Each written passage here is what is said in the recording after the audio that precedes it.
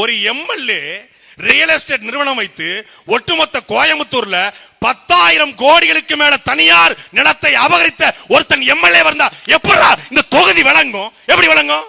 ஆண்மையுள்ள திமுக, அதிமுகவை எதிர்க்கிற திமுக, எடப்பாடி பழனிசாமி எதிர்க்கிற திமுக, அதிமுகவை விரட்ட வேண்டும், ஒழிக்க வேண்டும் என்று நினைக்கிற திமுக, அந்த எம்எல்ஏ மேல வழக்கு போட துப்புல்ல.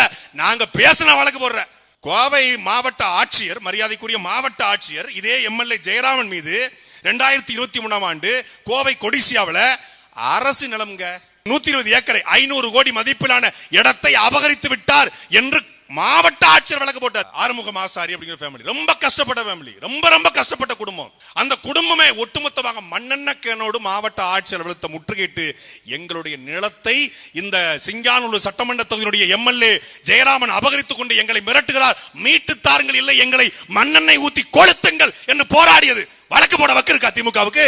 கிடையாது. ஏன்? யாரை எப்படி கவனிக்கணும்? விஏஓ, ஆர்ஐ, தாசில்தார், எம்பி, அமைச்சர், பத்திரப்பதிவுத்துறை அமைச்சர் மொத்தத்துக்கும் கமிஷனை கொடுத்துருவாப்ல.